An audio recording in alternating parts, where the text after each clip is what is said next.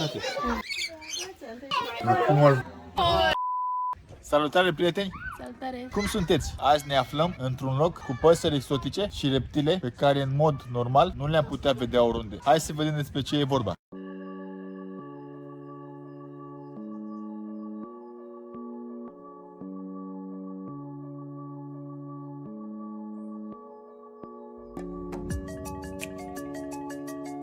Ce fi aici, a?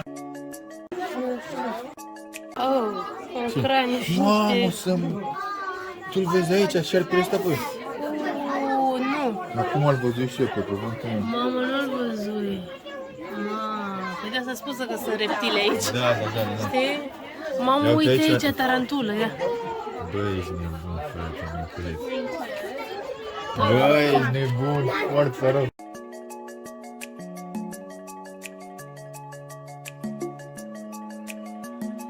Mamă, uite cum e legată, Iana. Cum am închis-o.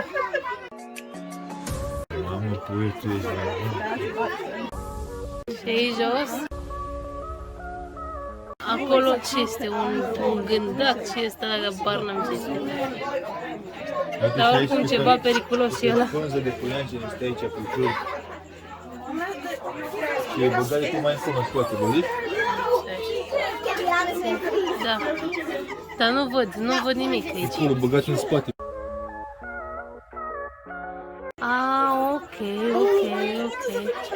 Mamă, da, chiar. Mamă, dar aici sunt numai tarantule, puiu. Uite că acolo e chiar mai...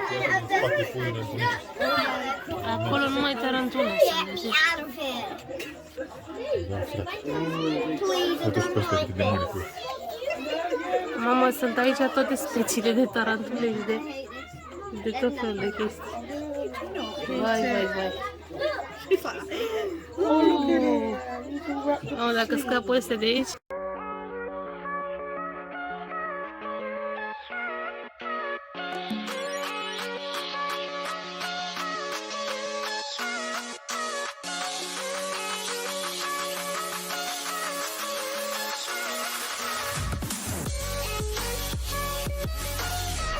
Mamă, viermi acolo.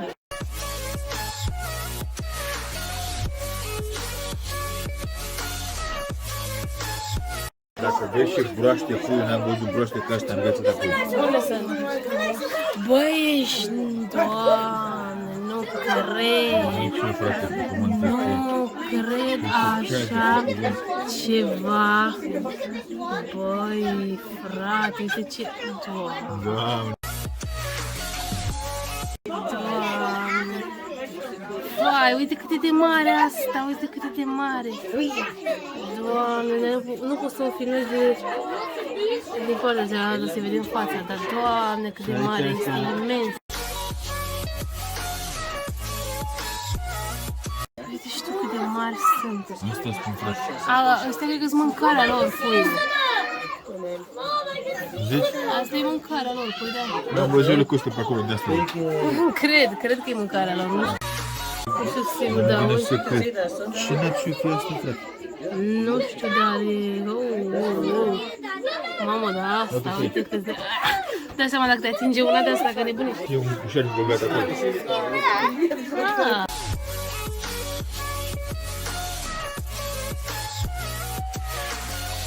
Mamă, ia uite pe asta, da.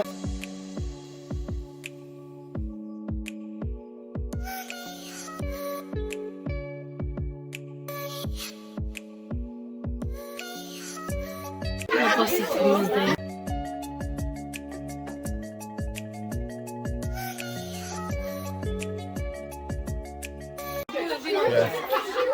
Vino cu... Doamne, frate. Hai că șarpul din ăsta n-am văzut decât în Australia pe la Discovery. Da.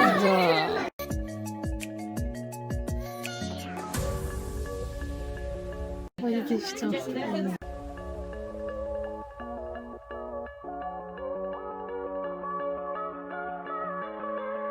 Ce broască albastră, Unde? Unde? Unde? Mamă, uite, sunt astea de spune-mi că sunt foarte otrăvitoare, că dacă te ia una de asta, da. Da? Da.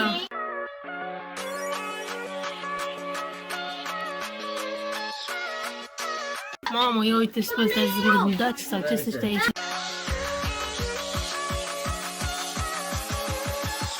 Gândaci și asta e mâncarea lor. Uite și aici, acolo.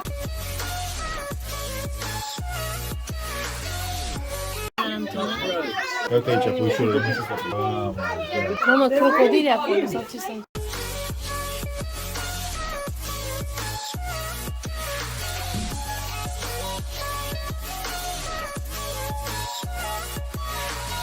Vai. Mamă, cât sunt aici! Bun, da. Doamne, cât sunt aici! Doamne, cum sunt!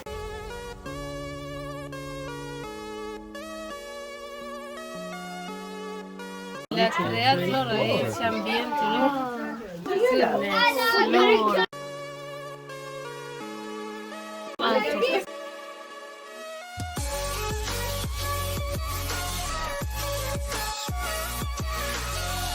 Ah, iguană!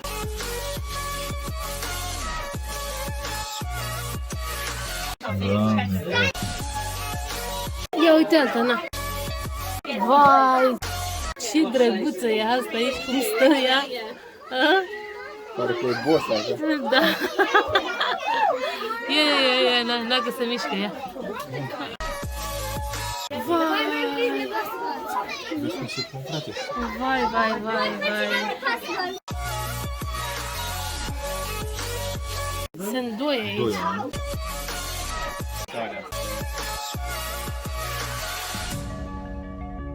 Ce tare e! Nu?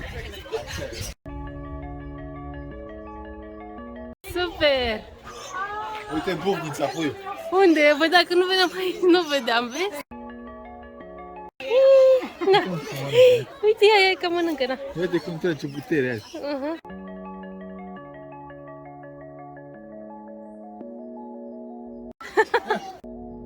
So funny, nice. Thank you. Mamă, ce putere are. Yeah. Ce zici de asta? Am câte mușchi asta e bună. Da, dar nu cred că de mușchi, nu cred că e periculoasă, că le lasă să trecem pe aici. Sorry. No, it's okay, don't worry. Can we go through? Yeah, it's not dangerous, is it? No, I'll move it for you. Ah, okay, thank you.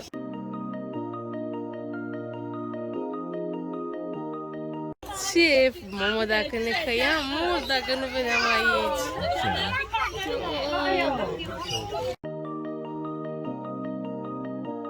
Ce frumuseți! Ah, da, încă unul mic acolo.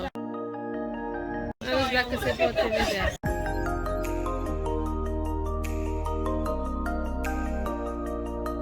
Aici se plimbă asta, n-are treabă.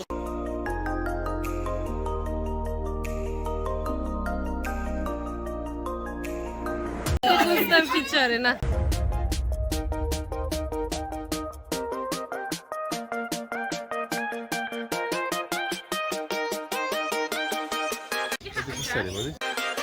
Zi.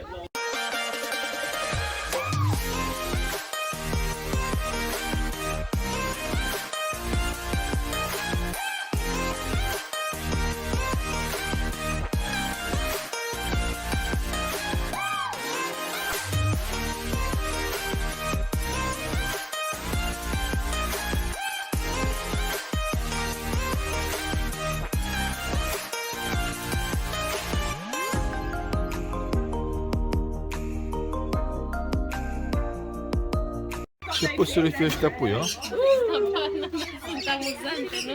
Așa e. N-am văzut până acum la ceva. Ce simpatice sunt! Ce botic au!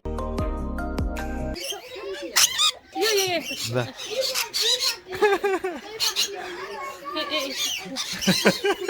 Mamă, nu te dă treaba asta. Plecă, gata! Ia.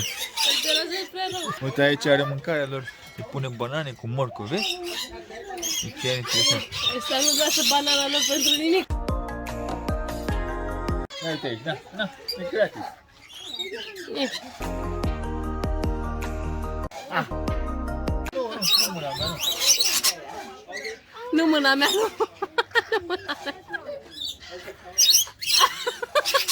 Te luă? Da.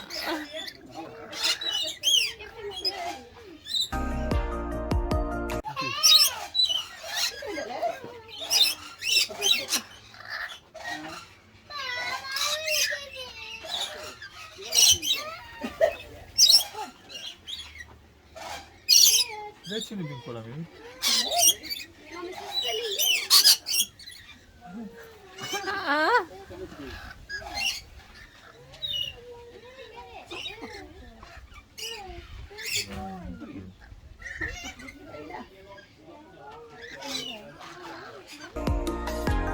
Ce frumos sunt!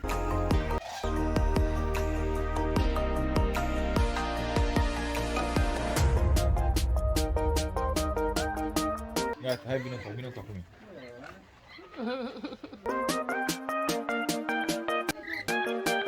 Ia. Vrea să urce, trebuie. Vrea să-l lasă să se urce, nu mai mâncare. Dacă că mai putem face turul odată.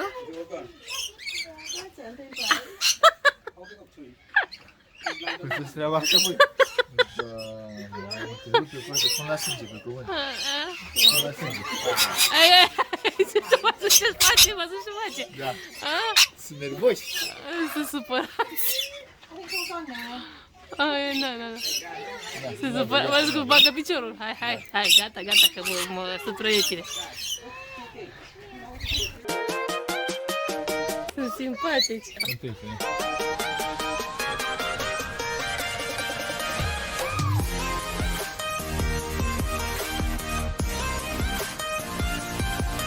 Chiar. Ce super, mamă, ce culori are, ce colorit are, da. E bătrân ăsta. Mamă, ce frumos, ești chicocoș. Mamă, dacă mă mușc ăsta mor. Ia ce să bat, văzuși? Da, ce nu vreau? Ia, fii că ăla să-mi foaie la el, ia. Da, mă, ce se bate, vezi? Da, se bat pe mâncare, nu? Ce frumoși sunt, doamne. Da, ăla roșu e interesant rău. Ăla, da. Ia, ăsta mă bate, ia. Vezi că te ia în vizor.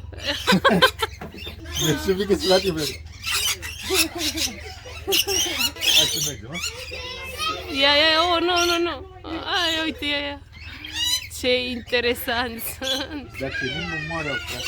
A? Ce limbă mare au. Da. Dar toți nu vezi, Hei.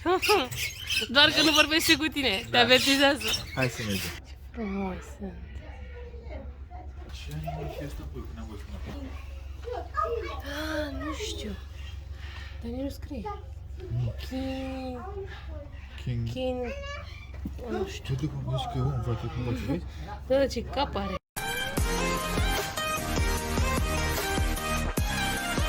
Zice că animale nocturne, spune aici. Nu știu, poate nu le place lumina, mă gândesc, că de asta se ascunde după pătura aia, nu? Și pune pătura în cap. Uite ce-și pune mâna așa la ochi, nu? Lăbuța. Uite aici broastele, frate. Mamă, ce broaște țestoase, dar chiar. Alea zici că sunt gata de cursă, uite, alta ea. Mâncarea lor acolo, salată, varză, apă. Bă, ești nebun? Doamne, ce fain. Vezi mai multe chestii așa de când frate, nu? Da, ce?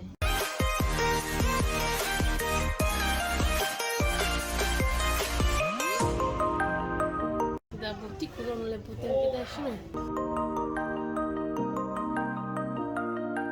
Uite aici, puișor. Mamă, ce tare! Vai, cât de tare! E imensă, puișor. Chiar tare. Uite aici vine, pui în partea asta, vine. A, da? Apoi acolo putem vedea. Ia, uite, na. Doamne, cât de frumoasă e! Ce urechi are, uite ce frumoasă e, uite aici. Ce frumoasă e! Simpatică. Uite cum se uite, ia. Uite cum se uită, frate, ești nebun? Vezi că scoate și limba. Dar tu vezi cum Și vorbește cu tine, uite, comunică cu tine, na. Da. Cum se numesc astea, că știam cum se numesc. Nu știu, sau ceva genul. Da. Hai să se uită la tine, vezi?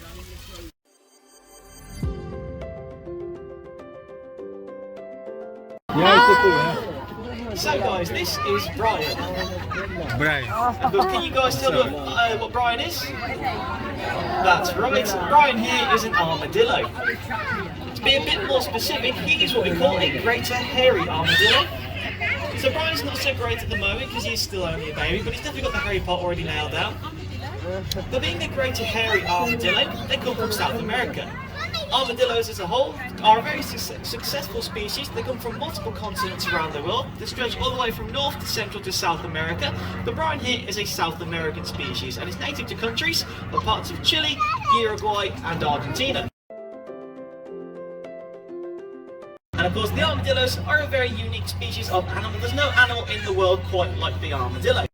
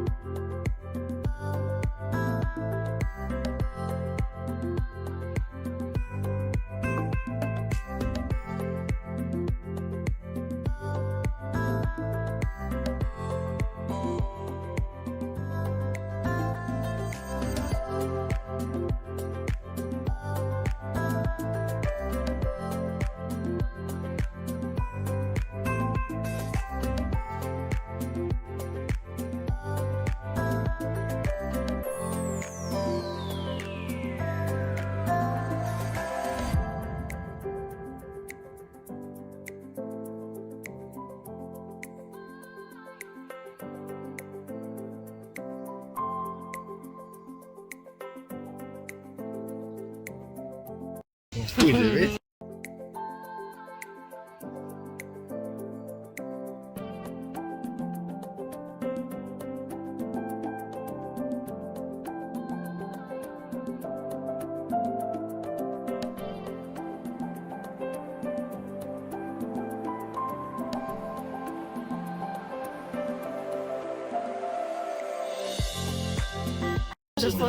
După sunet, după mâncare vine, vezi? Vezi? Da.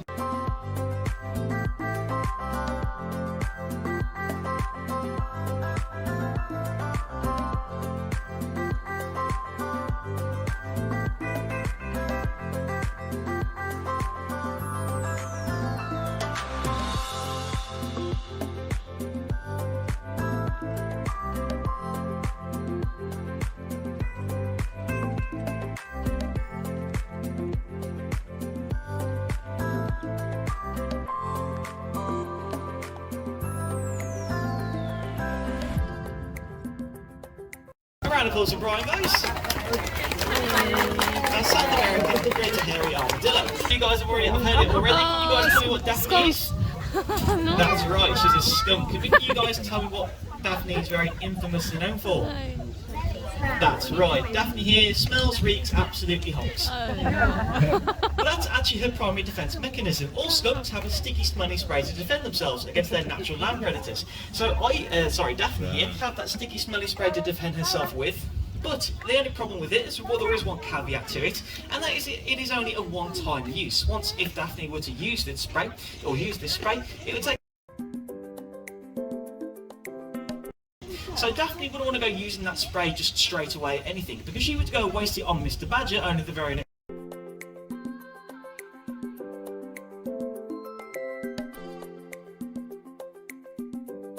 And the way that she would go about that is that you guys actually have been seen taking on predators as large as grizzly bears. Daphne here, have a bit around that tail.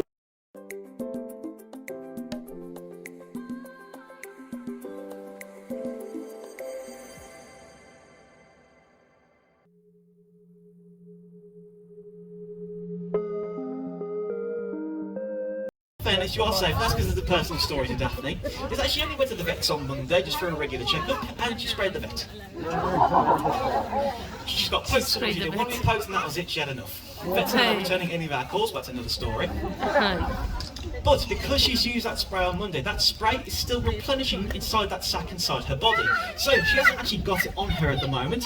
So you guys are actually completely safe. You don't. Now Daphne here being a skunk, skunks again are a very successful species coming from multiple continents around the world. Daphne here of course coming from the USA and the States. They come from Central and South America, but no matter where you find a skunk, they all have that classic black. So the forest floor where the skunks like to live is pretty dark. There's actually not a lot of light on the forest floor. It's getting all blocked out. So it's actually very good camouflage in that regard. And the second thing, it's a good visual deterrent. So if a grizzly bear was... Now one thing that we can do with Daphne here is that we can get this little bin out for her, because out in North America they have little food waste disposal bins. Now naturally the skunks are foragers, meaning they would have to look for their food.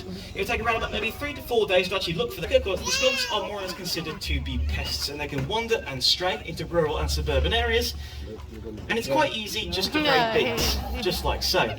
So of course the skunks will spend roughly around about maybe 3 to 4 days to actually find enough food to fill up their tummies. But of course out in North America these guys can wander into towns and little cities and suburban areas, and they can fill up their bellies in just 1 hour just by finding one of these lovely bins that someone's put out for them on bin day. So all the food that they would be naturally trying to find in about 3 or 4 days, like berries and foliage and leaves, they can just fill all their bellies all in 1 hour just by finding a lovely little food waste disposal bin and eating all that lovely food that we've put out for them. But then Daphne's done a very good job here this afternoon, guys, so I'm going to attempt to send her on home.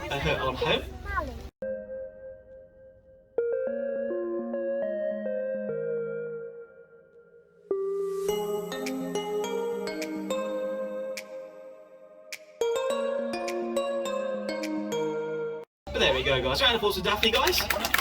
Our North American striped skunk. Here at the park, you probably heard me trying to splitter and splutter between two names that we have here. Got it. And Norris here is what we call a ring-tailed coati mundi. E furnicar ăsta? So these guys are native to Central and South America, found in countries like Costa Rica and northern parts of Brazil in the Amazon Se rainforest. pare că e altceva, nu? Here at World, we have 2 ring-tailed coati mundis. We've got Norris here, and we've also got his brother Dougal. And they are actually on display in the park. Some of you guys may, if they were out and about this morning, you may have just seen them in their enclosure in our South American section of the park. But to tell you some interesting facts about the coati mundis, guys, in terms of their dietary needs, they are omnivores. So they've got more or less the same dietary needs as us. They would be looking for meat and vegetation out in Costa Rica, eating things like berries, low-hanging hanging fruits, and in terms of their meat, they'd be catching species of small lizards and snakes.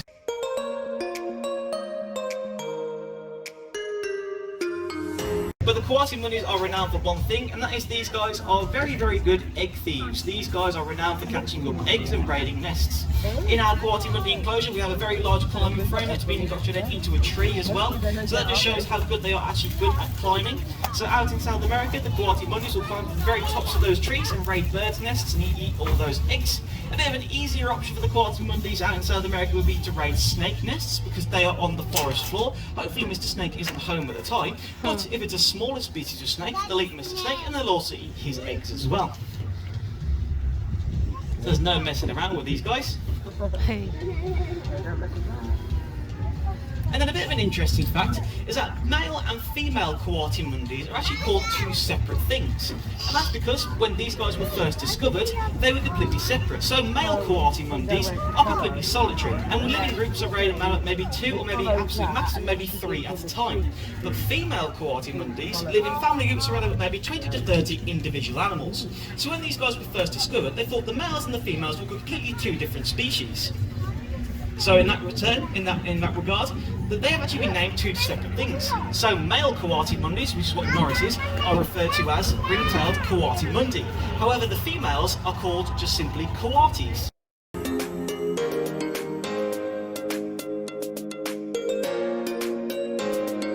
And of course Norris here gets his name, the ring-tailed coati mundi, for those 9 perfect rings that go all the way down to the tip of his tail. The closest living relative to these guys as well is also the North American raccoons. Of course, you can see that in their facial features, very angular face, and that stripy tail gives it away.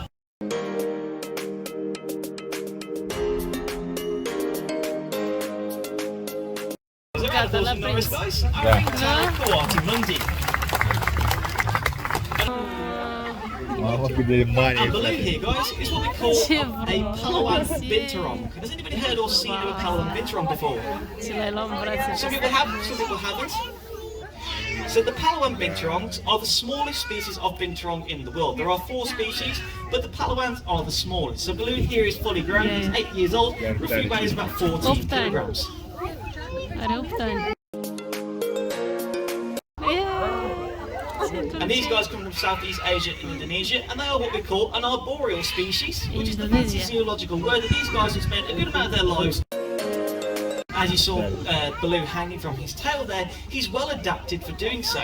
So that tail, if you have a look at it again, guys, it's really, really thick, it's really, really chunky. That tail is packed full of muscle, and that tail is what we call a prehensile tail, which means he can use that tail as another arm and another hand that he can use to grab onto trees and branches to use as an anchor point so he can get to those low-hanging fruits on the end of those trees, up in the treetops. Then another adaptation the binturongs have is that they have pivotable ankles. So as human beings, our ankles can only turn about left or right at about 90 degrees, but the binturongs could turn their ankles a full 180 in the complete opposite direction. And that essentially helps them when it comes to climbing up and down those trees and getting a good grab around those tree trunks. And of course, on the end of Baloo's 4 paws, he's got 4 sets of very large claws, and they, of course, they give him lots of ample grip when it comes to climbing up and down those treetops. Si, simpatic.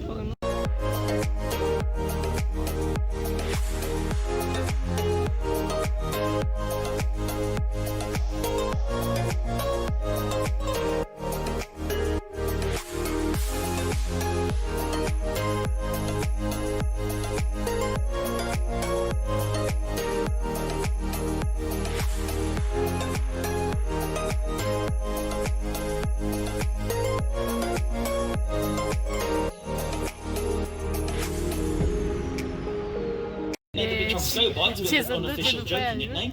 So they're known as the popcorn bear. So some of you guys who are sitting a bit closer to Baloo or sitting a bit downwind of him might be able to get a bit of a whiff of him. You'll be able to.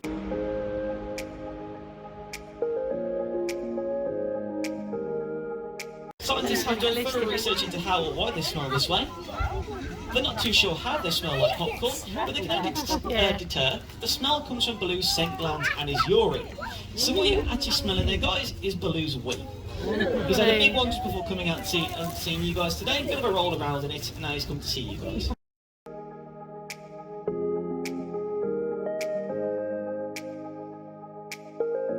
And so he's using that tail. What is it? Around that rope.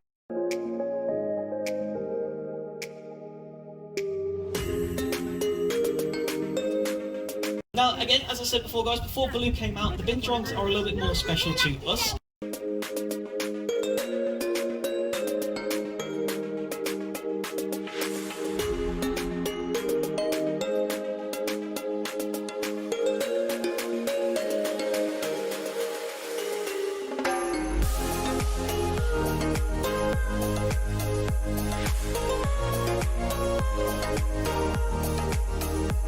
Now here at Wild, we are paired with many conservation programs. We are a small zoo, but we're trying to make the biggest impact possible in terms of critically endangered species. We've got multiple critically endangered species here at the park, Baloo being one of them, being a Palawan binturong. But here at Wild, we are paired with AB conservation program and charity that we are partnered with. And we are actually attempting to help the binturongs out in Southeast Asia. Just by you guys coming and visiting today, a portion of your admission price that you've actually paid for your ticket has already gone back to AB Conservation. So just by you guys coming and actually visiting today and actually purchasing a ticket, you're actually helping the binturongs out in Southeast Asia.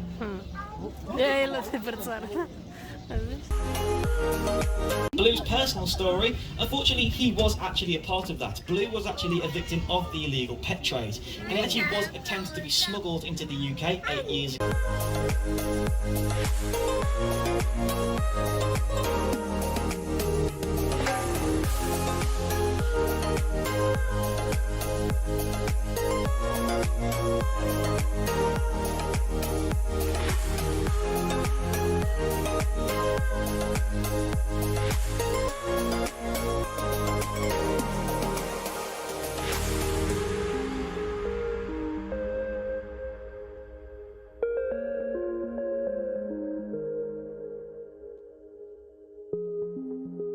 Tare, tare. Ce simpatic e aici.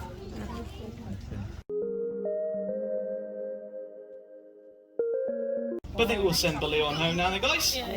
Aha, chiar că e copil. Yeah, round of applause for Baloo, guys. Thank you for doing our routine for me this morning. E beluș. And if you want to see Baloo later on today, guys, he's actually on the... He's not going to hurt you as long as you hands up flat. Leave one flat.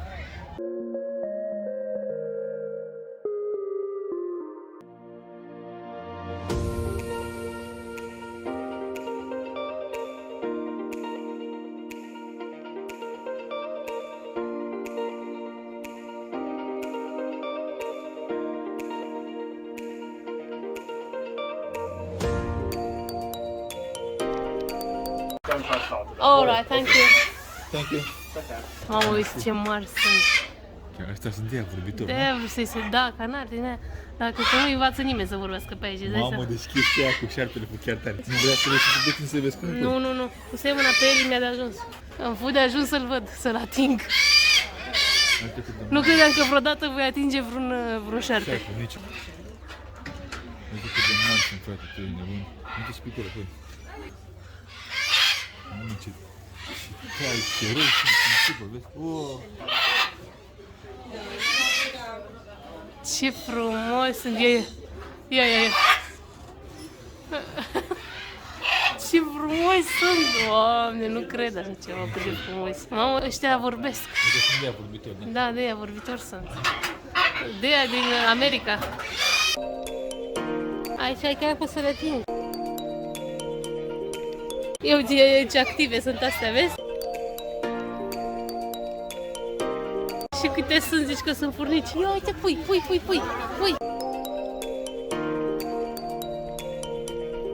Băi, nu cred. Îți dai cu seama. Vrea să-i se afară. Unde te duci? Unde te duci tu? Dar tu ești cu mușcă?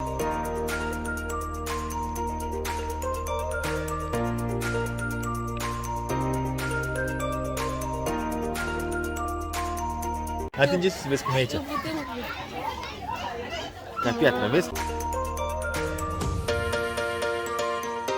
Ce piele au. Uite, fabulos. Ia. Nu știu dacă-s raton, dar cred că ratoni sunt ăștia, da. Dar tu vezi că sunt peste tot.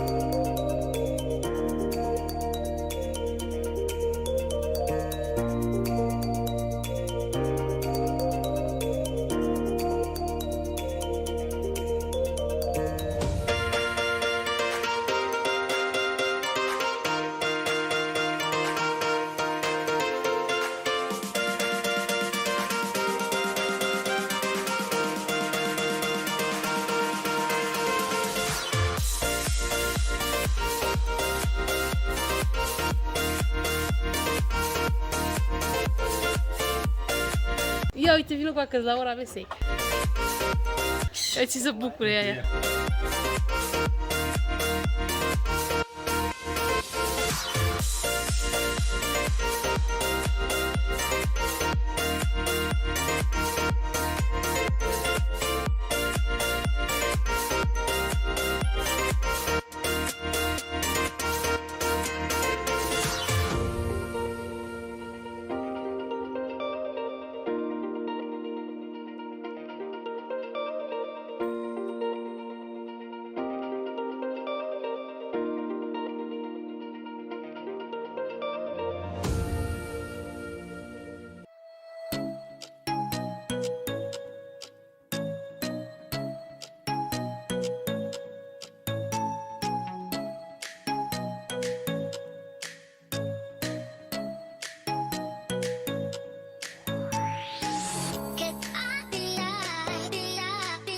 Ei, frate, ai. Ce cioc are, frate. Ia-te cu băgăciocul.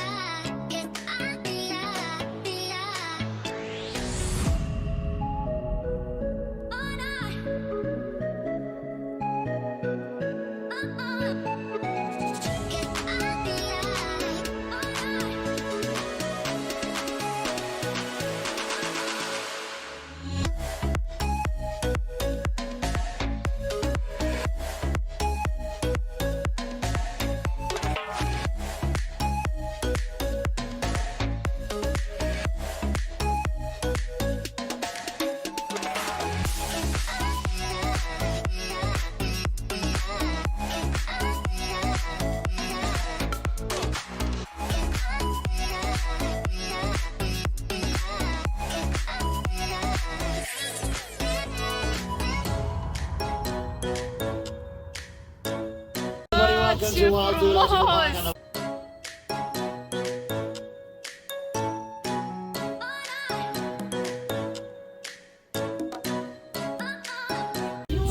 Now, if you've ever met a bald eagle before, you might be thinking.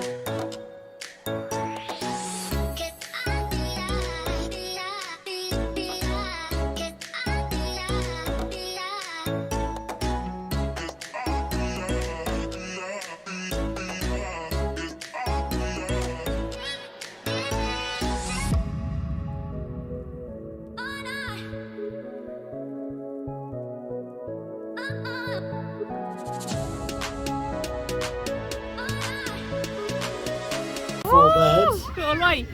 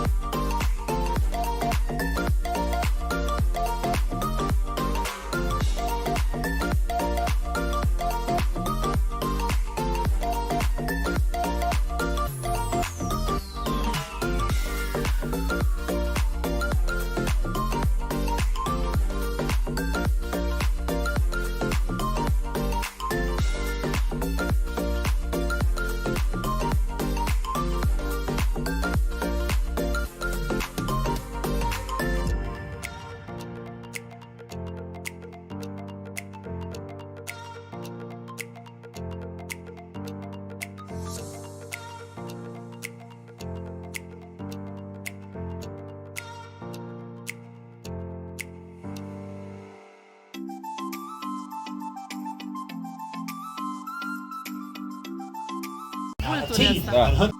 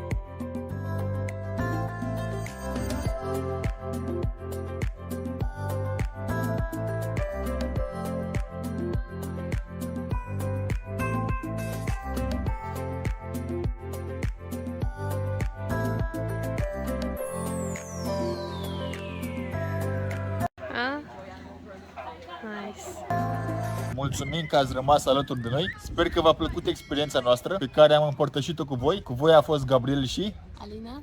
pe curând!